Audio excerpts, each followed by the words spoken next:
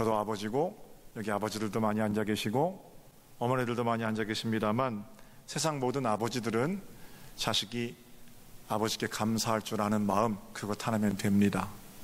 아멘이죠? 돈도 좀 가져야 됩니까? 아니, 아버지 고마워요.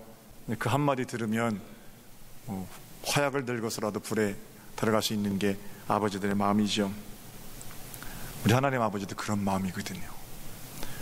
오늘 우리는 스바냐서를 함께 읽었습니다. 스바냐는 남유다 요시야 왕 때 활동했던 선지자입니다.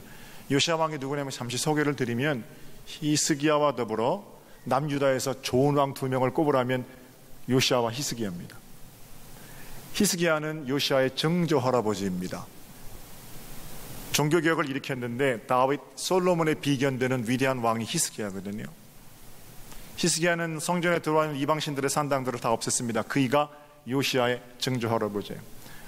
잘했는데, 참 왕으로서 잘 다스렸는데 면벽해서 15년 생명 연장받고 실수하지요.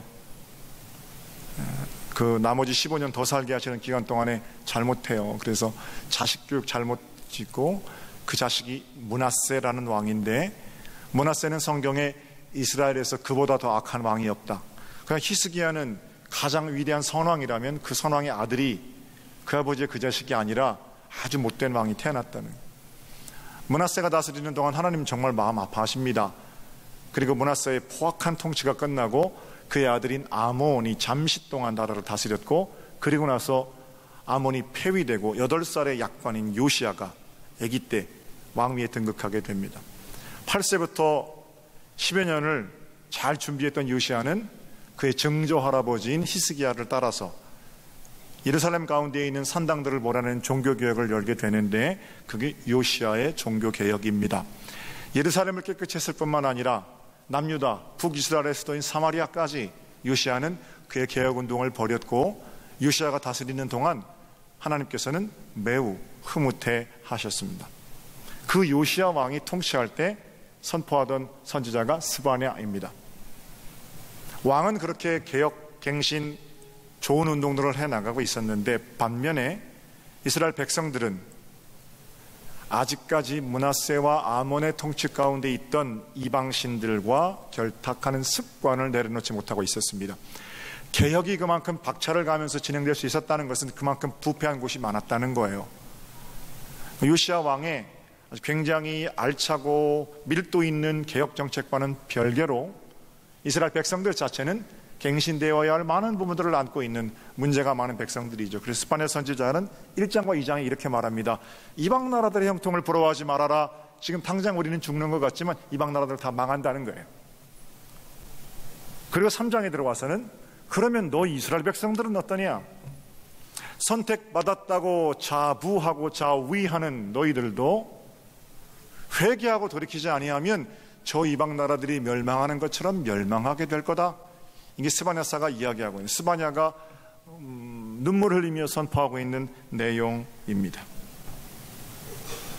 모든 예언자들의 눈에 눈물 마를 날이 없었던 것처럼 스바냐 역시 동족의 멸망을 예언하면서 마음 편했을 리가 없지요.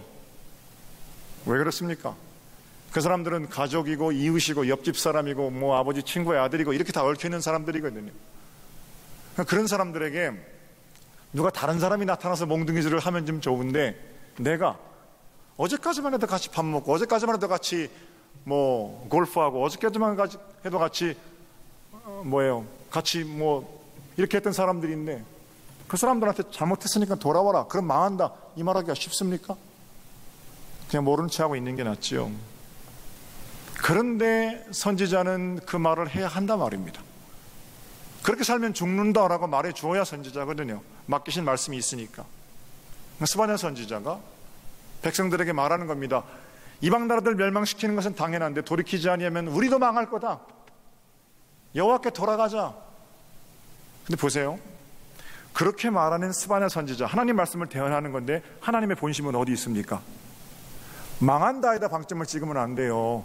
돌아오라의 방점을 찍는 거예요. 하나님의 본심은 죽이고 멸망시키고 없애버리려는 게 아니라 어쨌든 하나님께서 택하신 사람들을 세워서 당신의 나라를 써가시기 원하는 거예요. 그러니까 여호와께로 돌아오라, 그렇지 않으면 망한다, 이렇게 말할 때 여호와께 돌아오라를 작게 말하고 너 망할 거다 이거 크게 말하는 게 아니고요, 하나님께 돌아오라, 그걸 더 강조해야 한다라는 겁니다.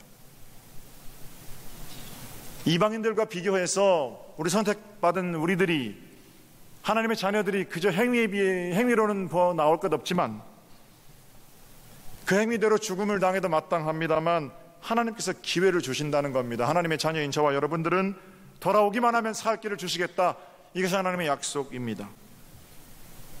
오늘 본문 바로 앞에 7절이 있는데 스바냐 3장에 동족들을 향한 스바냐의 부탁입니다. 7절 한번 띄워주세요. 내가 이르기를 너는 오직 나를 경외하고 교훈을 받으라. 그리하면 내가 형벌을 내리기로 정하기는 하였지만 너의 거처가 끊어지지 아니하리라 하였으나 그들이 부지런히 그들의 모든 행위를 더럽게 하였느니라. 이스라엘아, 나의 택한 이스라엘아, 제발 너만은 내가 용서하고 싶은데 용서할 수 있게 해줘야 할 것 아니겠느냐. 내가 벌을 내리겠다는 결정을 번복하고 싶은데 돌아와야 될 거 아니냐. 왜 아직도 그렇게 더러운 일만 하고 다니느냐. 하나님 책망이죠. 자식이 되게 큰 잘못을 했어요. 지난 밤에 자식을 앞에 세워놓고 그렇게 살면 안 된다, 아주 강하게 호되게 혼을 냈어요. 그러고 나면 엄마 아빠가 마음이 어때요? 혹시 얘가 그래서 혼낸 것 때문에 상처받지는 않았을까, 내 본 마음은 그게 아닌데 그러면 안 됩니다만 매도되고 손찌검도 하고 만약에 그렇다고 생각해 보세요.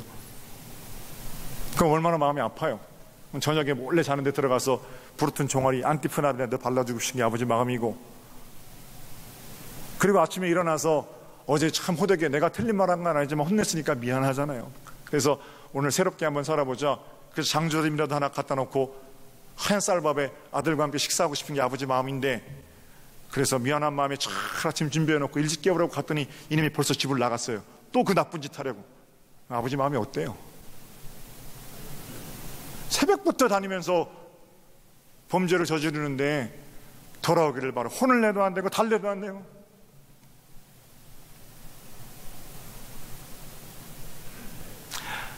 스바냐 선지자가 하나님의 말씀을 대언하고 있습니다. 그런데 하나님의 본심이 뭐라는 거예요? 매를 후려치는 것이 본심이 아니라 돌아오기를 바라는 기다리는 아버지의 마음, 내가 대신 죽는 게 낫지요. 그런 마음이 하나님의 마음입니다.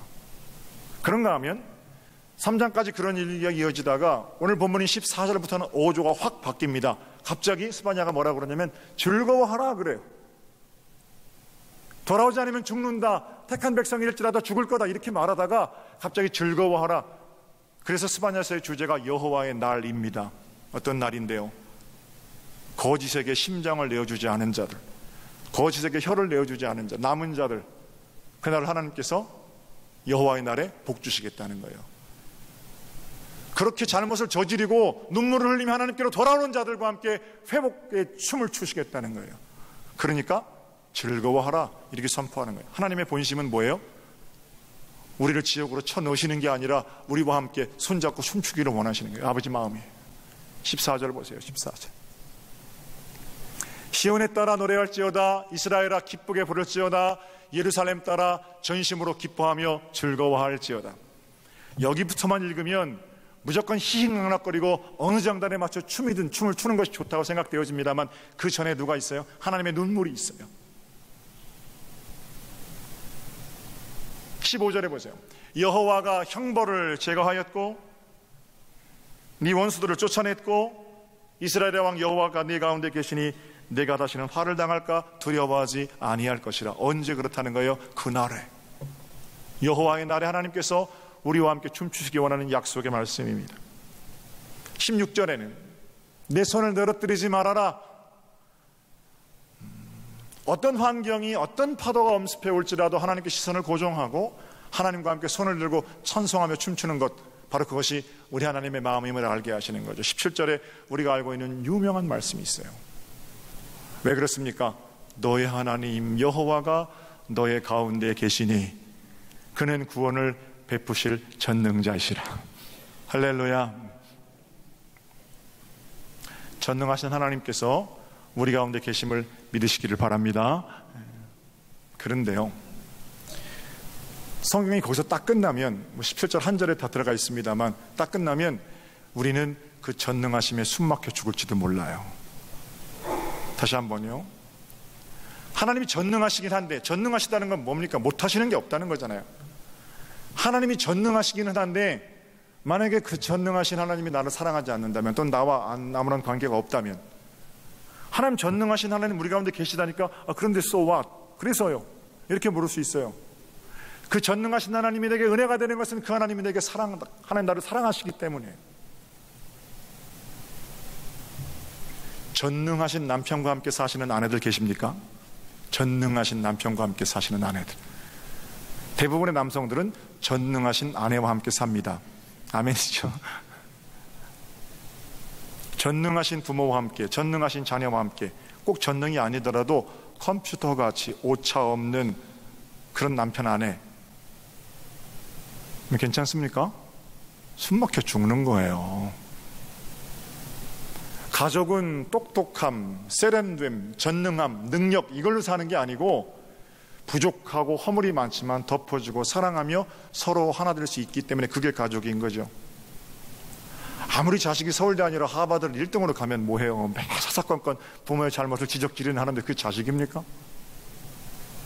아무리 부모가 세상 권세 떨어뜨릴 것 같은 그런 권위를 가진 사람이면 뭐해요?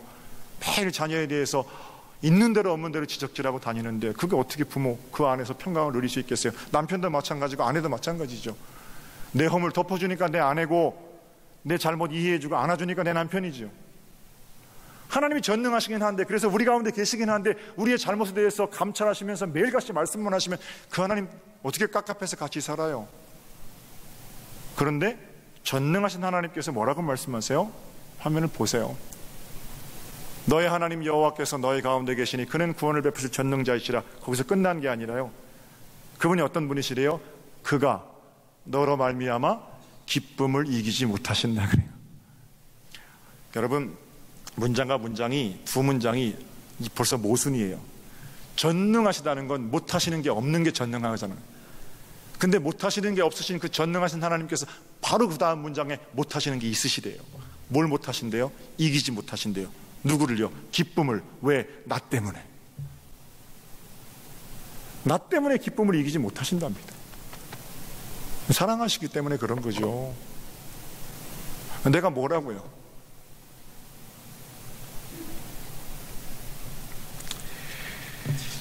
여러분, 어느 때 마음이 기뻐서 막 가슴 터지는 감격 그런 거 누려보셨어요? 지난 화요일에 사찰 권사님 저한테 오셨어요. 이경수 권사님 봉투에 1,000만 원을 넣어가지고 오셨어요. 교회에서 월급 얼마 드리냐면 두 분 합쳐가지고 250만 원 드립니다. 1,000만 원 큰 돈이잖아요. 목사님, 이 뭡니까? 1,000만 원. 저 주차 타워 짓는데 헌금하고 싶어요. 한 달에 얼마씩 돈을 모아가지고 적금이 만기가 됐는데 그걸 바치고 싶은 마음이 드셨대요. 근데 그러다가 아까운 마음이 들어서 그걸 바치지 않으려고 했는데 그때부터 몸이 아프시더래요. 그건 이제 권사님 간증이세요. 제가 주목하는 거는요, 그렇게 하나님의 전에 드리고 났는데 가슴이 터질 것처럼 기쁘더라는 거예요. 뭘 바쳐 보셨어야 알죠, 그죠?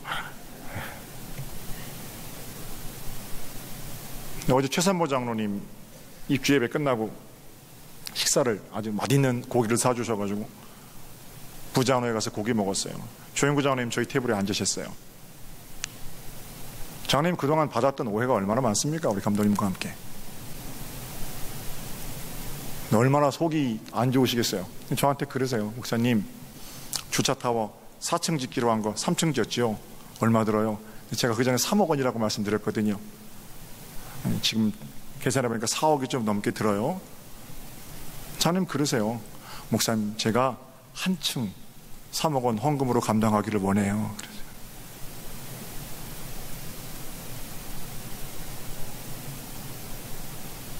저는 그래서 장로님 신앙도 위대하지만 같이 사시는 우리 김 장로님, 그 아내가 허락하지 않으면 그거 어떻게 합니까? 우리 조 장로님, 조 권사님 다 자녀들이 허락하지 않으면 그거 어떻게 해요? 다 믿음으로 그 일에 아버지 하시는 일, 믿음으로 하시는 일 인정해드리고 도와드리고, 내가 이거 돈이 있어 하는 게 아닙니다. 우리 장로님 말씀이세요. 믿음으로 하는 거고요. 하나님께서 이 일들을 통해서 내 자녀들을 어떻게 복주실까 내가 기대하고요. 바치기로 작정하고 내 마음이 얼마나 기쁜지 몰라요. 이 믿음이라니까요. 세상 사람들이 주판을 튕기는 법칙으로는 안 돼요. 쥐꼬리만큼 받쳐놓고 그 헌금으로 뭐하는 이런 얘기들 하는 사람들하고는 달라요. 죄송합니다. 제 말이 좀 과격함. 방송 안 나가는 거니까 예배용으로만. 가슴 터지는 감격의 기쁨, 그 이면에 뭐가 있다고요? 사랑이 있다고요. 가슴 터지는 감격의 기쁨, 사랑의 일하심, 날마다 확인하며 사는, 매일 머리로 주판을 튕겨서 일시적인 기쁨 누리고 또 실패하고 그러지 말고, 예수 그리스도의 심장으로 그리스도 안에 주신 것 가지고 기쁘게 봉사하며 섬기며 사는 여러분 되시기를 우리 주님의 이름으로 축복합니다. 사랑하는 재단이 있으니까 이 무더위에 아침부터 일찍 나와서 주차 차량 운행하고 그러는 거 아니에요. 남들 누가 알아주기는 합니까? 새벽부터 나와서 성가대 쓰고 열심히 가서 식당 봉사하고 땀 뻘뻘 흘리고도 그 채워지는 하늘의 위로가 있어서 그 일을 감당하는 거거든요. 우리 하나님, 나 때문에 기쁨을 이기지 못하신답니다. 사랑 때문이에요. 우리도 사랑 때문에 기쁨을 이기지 못하는 은혜의 감격이 날마다 누려지는 복된 세월 되시기를 우리 주님의 이름으로 축복합니다. 조금 더 읽어볼게요. 우리 하나님께서 전능하신 하나님, 나 때문에 기쁨을 이기지 못하신다고 그러고요, 너를 어떻게 해요? 잠잠히 사랑하신다. 사랑한다 방 붙여놓고 호들갑스럽게 입으로만 사랑하는 게 아니에요. 사랑하는 거룩한 재단 입술로만 하는 게 아니에요. 정말로 잠잠히 그 자리에서 좋을 때나 슬플 때나 힘들 때나 기쁠 때나 언제나 버팀목이었던 나의 부모님처럼 그렇게 모든 사람들의 어떤 버팀목 되어주는 것, 바로 그것 사랑이지요. 마지막으로는 어떻게 합니까? 너로 말미암아 즐거이 부르며 기뻐하신다. 내가 뭐라고 나 때문에 우리 하나님 노래하십니까? 제가 오늘 설교는 더 길게 드리지 않으려고 영상 한 편 보려고 그러는데요,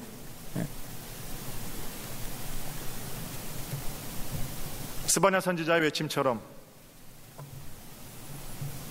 기뻐하라, 즐거워하라, 하나님께서 너 때문에 기뻐하신다, 하나님께서 너 때문에 노래하신다, 그 이면에 하나님의 눈물을 볼 수 있었으면 좋겠고요, 우리가 하나님께서 우리에게 보내주시는 어떤 축복의 장단 거기 맞춰 춤추지만 그 이면에 있는 십자가의 사랑을 헤아리는 그런 시간이 되었으면 좋겠고요, 성령 하나님께서 우리를 보고 기뻐하시며 계속 큰 소리로 노래하실 수 있는 아름다운 지경 헌신의 삶이 여러분과 제 것이 되었으면 좋겠습니다. 영상 한 편 볼까요? 아빠는 거짓말장이라는 영상인데, 잠깐만요. 아마 번역이 조금 의역이 됐던 것 같아요. 그런데 어쨌든 여러분 그렇게 번역 괜찮습니다. 틀어주세요.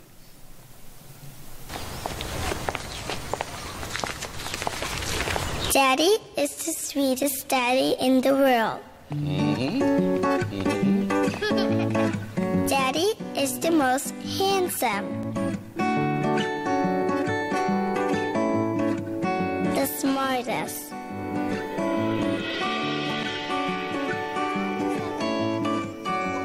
the most clever, the kindest.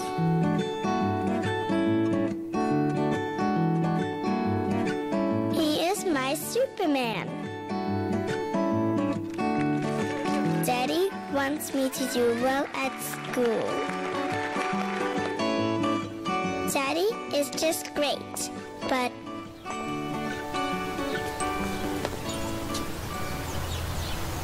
he lies.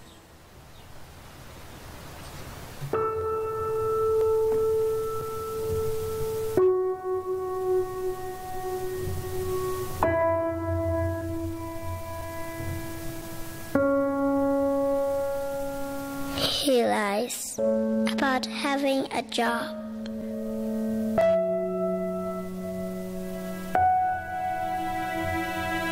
He lies about having money.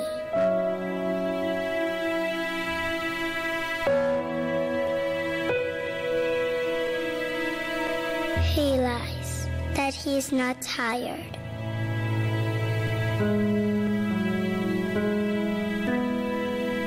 He lies that he is not hungry. He lies that we have everything.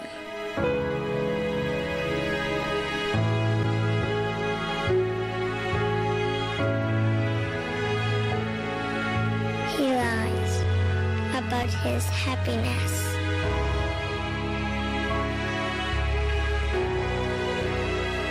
He lies because of me.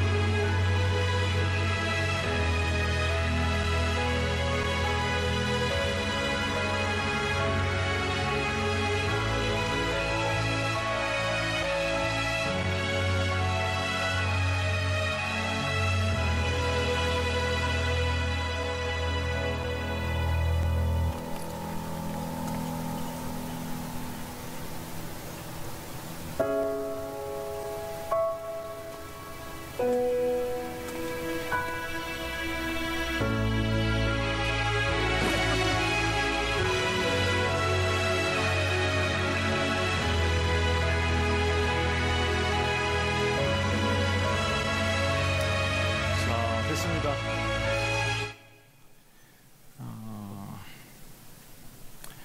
신앙생활 하면서 철이 든다는 거는 그냥 신나는 아무 장단에나 맞춰서 춤추고 아무 노래나 부르는 게 아니죠. 나를 여기 노래하게 하시고 나를 여기 살게 하시는 하나님의 사랑 깨닫고 그분이 기뻐하시는 하늘 춤 추는 거고요. 그분 나 때문에 감격하시며 울면서 노래하시는 것이 내게도 감동이 되고 나 또한 세상 사람들에게 그런 생명의 다리가 되는 거죠. 십자가의 사랑 그렇게 낭만적으로 목에 걸고 다니고 귀에 꽂고 다니고 읊어만 될 게 아니라는 거예요. 우리를 향해 헌신하고 희생하신 아버지, 그러나 돌아오는 자리에서 기뻐 춤추시는 그분의 사랑을 기억하며 이번 한 주간도 생명의 다리로 살아가는 능력, 하나님께서 우리 모두에게 허락하신 전도의 능력이고 사랑의 능력인 줄로 믿습니다. 한마디면 돼요. 하나님 미안해요. 내게 큰 사랑 주셨는데. 하나님이 미안해요. 그렇게 오답을 써도 우리 하나님은 그저 빨간색 동그라미 정도가 아니라 그 답 때문에 기뻐 춤추신다는 거예요. 승리로 살아가는 복된 삶, 은혜가 여러분 가운데 충만하시기를 다시 한번 주님의 이름으로 축복합니다.